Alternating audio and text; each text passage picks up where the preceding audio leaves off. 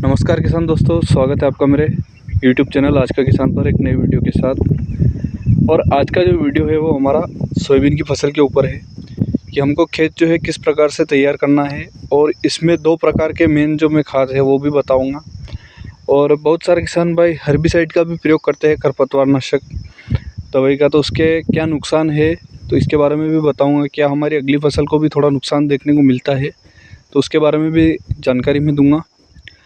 और कौन सा हमको टॉनिक, देखिए टॉनिक में भी बहुत सी बार क्या होता है, किसान 2 से 3 बार टॉनिक भी यूज़ करते हैं। तो एक ही टॉनिक बताऊंगा जिससे कि आपके फूल भी अच्छे आएंगे और उसमें सोयाबीन में ग्रोथ वगैरह भी अच्छी आपको देखने को मिलेगी। तो आपको ये पूरी जानकारी इस वीडियो में मिलेगी, वीडियो को आप अंत तक देखना।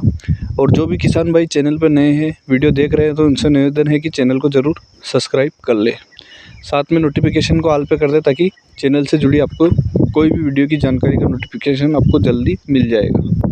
तो सबसे पहले बात कर लेता हूँ खेत की। तो आप यहाँ पे देख सकते हो गेहूँ का खेत था मेरे ये, और यहाँ पे जो है मैंने जो है यहाँ पे 2 बार की हकाई जुताई कर ली है। बहुत से किसान भाई होंगे जिन्होंने अभी तक फर्स्ट हकाई भी नहीं की होगी, और अगर हकाई करेंगे तो उनके हो सकता है ज़्यादा गर्मी से खेत भी ज़्यादा कड़क चला जाए। अगर काली मिट्टी की ज़मीन है तो खेत काफ़ी ज़्यादा कड़क हो चुका होगा। तो इस स्थिति में आपको एक बार हकाई कर लेनी है।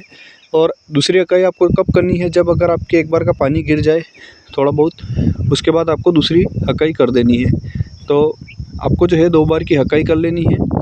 उसके बाद आपको जो है इसमें खाद भी देना है। 2 प्रकार के मेन पोषक तत्व, और एक जो हमारे सोयाबीन के लिए दाने की शाइनिंग के लिए और साइज़ के लिए काफ़ी बढ़िया रहता है। उस खाद के सिर्फ 2 खाद बताऊंगा, और उनका भी कोई ज़्यादा खर्चा नहीं आएगा, और इसमें आपको सोयाबीन की फसल में काफ़ी ज़्यादा फ़ायदा देखने को मिलेगा। तो 2 खाद की बात कर लेता हूँ मैं। तो इसके लिए आप कोई देखिए, सोयाबीन की आप कोई सी भी वैरायटी लगाओगे, चाहे आप 20-34 लगाओ, 95-60 लगाओ, या RVSM 11-35। लेकिन अगर मैं मेरी बात कर लेता हूँ तो मैं यहाँ पे 95-60 जो वैरायटी है उसको लगा रहा हूँ 2 साल से। और पानी की लास्ट की स्थिति हमारे यहाँ काफ़ी ख़राब रह जाती है, मतलब पानी गिरता ही नहीं है बाद का पानी। तो फूल की स्टेज पे पानी गिर जाता है, लेकिन फलियों की स्टेज जैसे ही फलियाँ बनती है तो उस स्टेज पे पानी नहीं गिरता है। तो 95-60 लगभग 2 साल हो गए, और उम्मीद से बेहतर ही हमको परिणाम देखने को मिला है। और इस वर्ष भी मैं 95-60 लगाऊंगा। लेकिन मैं प्रैक्टिकली बता देता हूँ, हम अगर हमारी ज़मीन का 2 साल तक हम बीज जो है वो बढ़िया उत्पादन देता है, लेकिन 2 साल से ज़्यादा अगर हम वापस उसी बीज को हमारे खेत में लगाते हैं, उसी खेत में, तो कहीं ना कहीं उत्पादन उतना अच्छा नहीं बैठता है, और फलियाँ वगैरह भी जो रहती है वो कम बैठती है। तो ये एक प्रैक्टिकल मैंने किया है।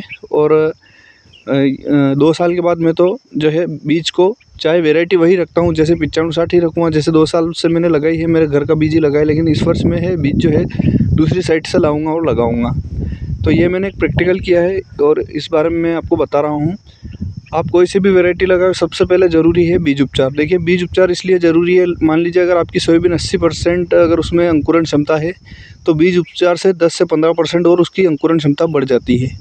यानी कि बीज जो है हमारा फंगस और सड़न बिल्कुल भी नहीं होती है। कभी कभी ऐसा होता है कि हम बुआई कर देते हैं, पानी अच्छा गिरता है नहीं गिरता है, तो उस समय क्या होता है, हमारे बीज जो रहते हैं वो काफ़ी सड़ जाते हैं।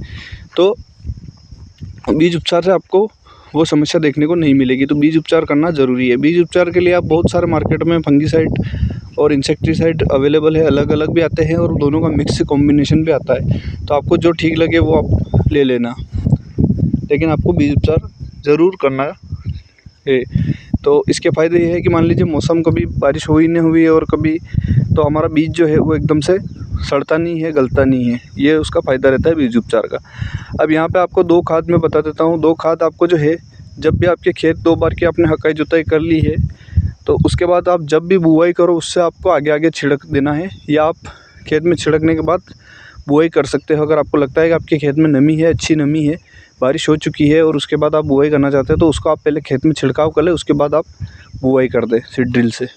तो यहाँ पे जो है आपको लेना है खाद NPK 12-32-16, जिसकी मात्रा आपको 25 किलो प्रति बीघे के हिसाब से लेनी है। दूसरा यहाँ पे लेना है बेंटोनाइट सल्फर, जो कि हमारे सोयाबीन की फसल में दाने की जो है शाइनिंग भी काफ़ी अच्छी रखता है, और दाने की साइज़ को काफ़ी बड़ा करता है, और प्रोटीन की मात्रा को भी बढ़ाता है।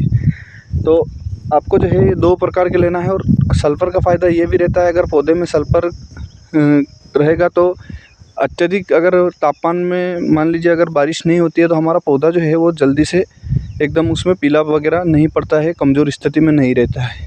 और 12-32-16 में जैसे कि 3 प्रकार के मुख्य पोषक तत्व हैं, नाइट्रोजन, फास्फोरस और पोटाश, तीनों ही मिल जाते हैं और ये काफ़ी सस्ता भी पड़ता है और सोयाबीन में बेस्ट रहेगा ये। अगर आप चाहो तो यहाँ पे 1846 या इनका भी प्रयोग कर सकते हैं, लेकिन वो काफ़ी महंगे हो जाएंगे। लेकिन आपको सोयाबीन में जो है 25 किलो भी आप अगर बीघे का दोगे तो आपको बेस्ट रिज़ल्ट देगा। लेकिन आपको दोनों को मिक्स करके आपको खेत में छिड़क देना है। बेंटोनाइट सल्फर की मात्रा आपको 5 से 7 किलो प्रति बीघा लेनी है और ये कोई ज़्यादा खर्चा भी नहीं आएगा। आपको सिर्फ ये 2 प्रकार की खाद अगर आप खेत में डाल दोगे तो आपको बेस्ट रिज़ल्ट देखने को मिलेगा।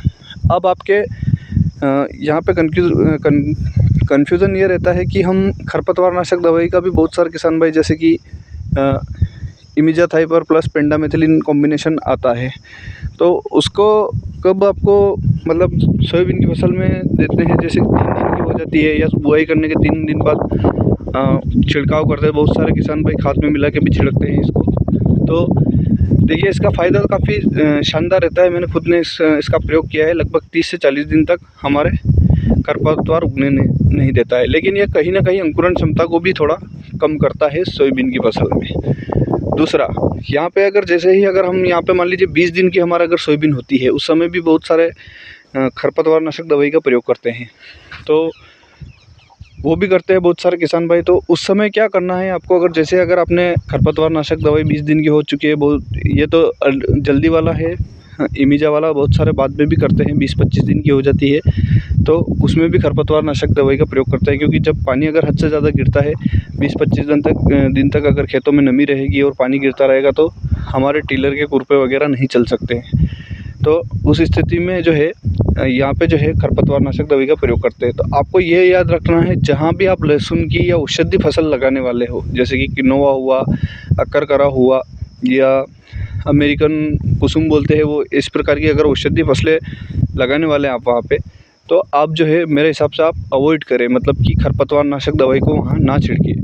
दूसरा इसका ये भी है कि जब भी हम खरपतवार नाशक दवाई छिड़कते हैं तो हमको गेहूं में थोड़ा सा पीलापन देखने को मिलता है, तो उस समय भी आपको जो है फिर से खेत में जो है खाद की पूर्ति करनी ज़रूरी रहती है। तो ये मैंने 2 चीज़ें बताई है कि आपको अगर औषधि फसल लगाने वाले हो या लहसुन की फसल लगाने वाले हो तो उस जगह आप जो है खरपतवार नाशक दवाई को ना छिड़के, बाकी आपकी मर्ज़ी। तो ये बताया मैंने खरपतवार नाशक। अब दूसरा तरीका ये है कि अगर मौसम साफ़ रहता है, मान लीजिए अगर शुरू में पानी ठीक ठाक गिरता है, हमारी सोयाबीन उग जाती है, 2 से 3 पत्ती की हो जाती है, तो उस समय जो है हमको जो है हो सके तो ट्रैक्टर का जो टिलर आता है खुरपा वाला, उससे खुरपाई कर देनी है। जब 2 से 3 पत्ती की सोयाबीन हो जाए तब आपको उसको हल्का हल्का दबा के एक बार की खुरपाई कर देनी है। और जब खरपतवार नाशक अगर बड़ी मात्रा में है फिर भी आपको एक बार की खुरपाई कर देनी है, चाहे 20 दिन के आसपास ही आपकी सोयाबीन क्यों ना हो जाए, 15-20 दिन के आसपास की। अगर आपको लगता है कि पानी रुक गया है और आपके खेत से नमी चली गई है तो आप जो है टिलर का प्रयोग कर सकते हैं। और मोटरसाइकिल से बेस्ट काम ट्रैक्टर के जो टिलर वाला खुरपा जो होता है वही बेस्ट आपको खरपतवार नाशक हटा के देता है। अगर आपने 3 बार की टिलर से, अगर मौसम साफ़ रहता है, 3 बार की खुरपाई कर लेते हैं तो बेस्ट आपके सोयाबीन भी अच्छी चाल पे रहेगी और आपके जो है बहुत बढ़िया आपको जो है सोयाबीन की चाल देखने को मिलेगी। अब उस समय भी आप यहाँ पे थोड़ा बहुत यूरिया का प्रयोग कर सकते हैं। यूरिया की मात्रा आपको कितनी लेनी है, आपको यहाँ पे सिर्फ 10 से 15 किलो या 20 किलो से अधिक आपको यूरिया का प्रयोग नहीं करना है प्रति बीघे के हिसाब से। आप चाहो तो कर सकते हो, आप चाहो तो नहीं भी कर सकते हो। अगर आपकी हाइट वगैरह अच्छी है तो आप अवॉइड करें, और अगर आप ज़्यादा यूरिया की मात्रा बढ़ा दोगे तो बढ़वार ज़्यादा हो जाएगी और फूल आपको कम देखने को मिलेंगे। ये भी एक बता देता हूँ, लेकिन आपको यूरिया जो है लिमिट मात्रा में देना है। अब यहाँ पे जैसे ही अगर आपने ये सब चीज़ों का काम कर दिया है, जैसे ही आपके सोयाबीन में 2 से 3% फूल आ चुके हैं, तो उस समय आप लेम्डासाइलोथ्रिन या प्रोफेनोफास, ये 2 कॉम्बिनेशन बता रहा हूँ इल्ली के लिए।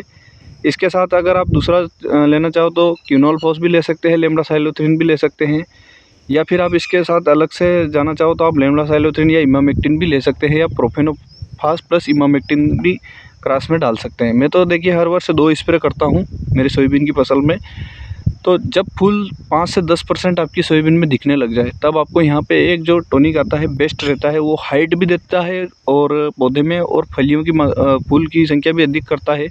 फूल भी उसका रिज़ल्ट भी मैंने काफ़ी शानदार ले रखा है चने की फसल में, जो कि कृषि रसायन का पोषक सुपर आता है और सेम प्रोडक्ट वही आपको जॉय सुपर जो आता है उसमें भी वही कंटेंट आपको देखने को मिलेगा। तो रेट वाइज थोड़ा महंगा है लेकिन रिज़ल्ट काफ़ी शानदार है इसका।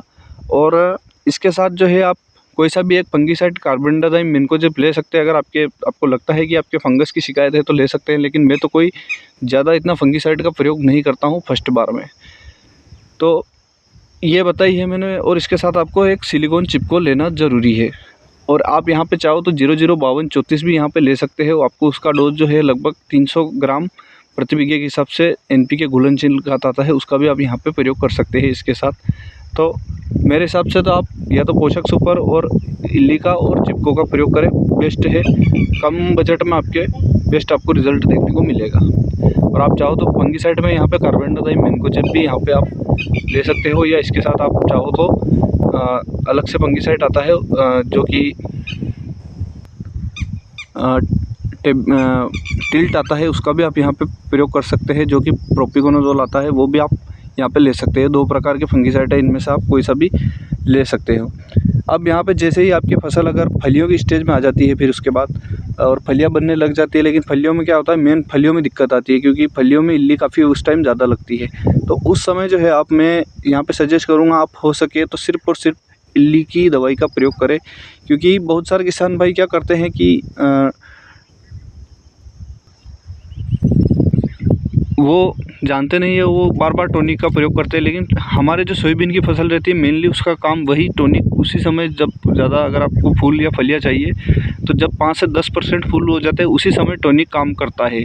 उसके बाद आप अगर उसमें कितना भी ज़ोरदार टॉनिक दीजिए या कितना भी उसमें खर्चा कीजिए टॉनिक के फूल की बढ़ाने की, तो उसमें फूल नहीं बढ़ेंगे। सिर्फ़ और सिर्फ आपके जो है फर्स्ट बार में आपने जो भी दिया है उसी में आपके फूल रहेंगे और फूल से फलियाँ बनेगी।